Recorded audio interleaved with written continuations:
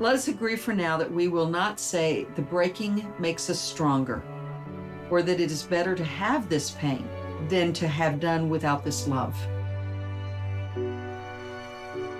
Let us promise we will not tell ourselves time will heal the wound when every day our waking opens it up anew. Perhaps for now it can be enough to simply marvel at the mystery of how a heart so broken can go on beating as if it were made for precisely this, as if it knows that the only cure for love is more of it.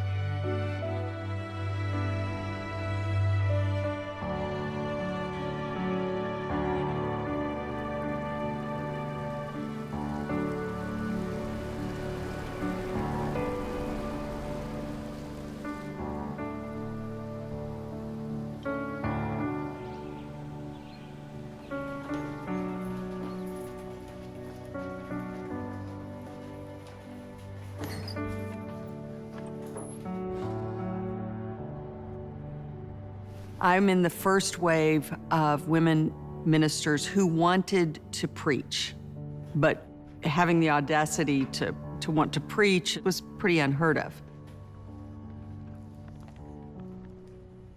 I did do most of my growing up in Texas, though I was born in Louisiana. My father's also a disciples minister.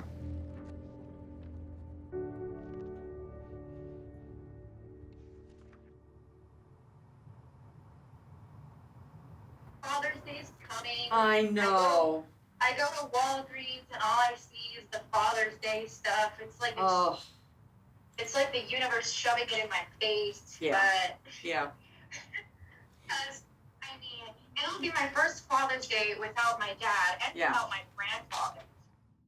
I decided I need to show up for students who lose a parent because your peers don't have enough experience with death yet to know what to say and to understand when you're not better in a month or two.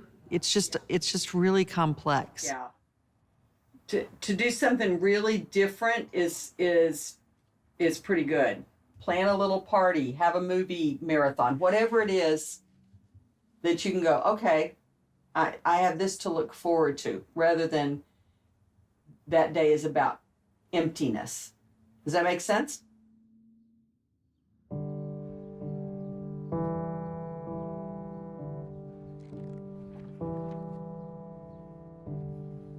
My mother had died the Friday before finals week started when I was in college.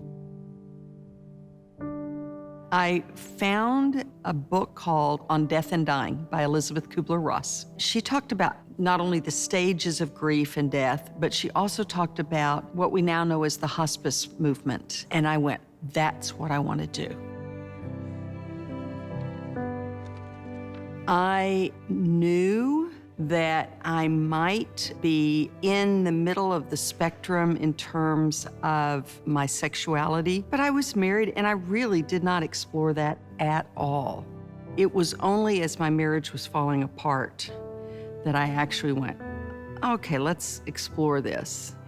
I came out to myself in 1986, but I then lived for 7 years really deeply in the closet. I did not tell anybody that didn't need to know at first. And my first church full-time in Omaha, Nebraska. So it's not exactly a hotbed of pride. Yet after about 7 years with my former partner, we felt this call to be parents. I came out in our church because I never wanted to have to lie in front of my daughter or ask her to lie, ever. Because then she's gonna pick up something about shame, that this is shameful, what's happening.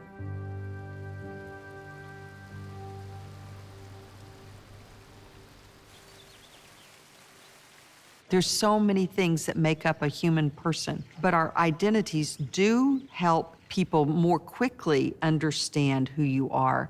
I am female, I inhabit this body, I am white and have all of the privilege, and I am very well educated, that adds to privilege. I am lesbian And what those labels help us understand is sometimes how the world has approached them and where the wounds might be and where the opportunities might be.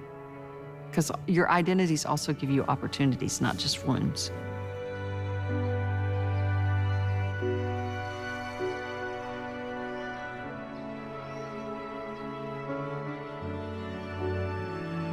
Perhaps for now it can be enough to simply marvel at the mystery of how a heart so broken can go on beating, as if it were made for precisely this, as if it knows that the only cure for love is more of it.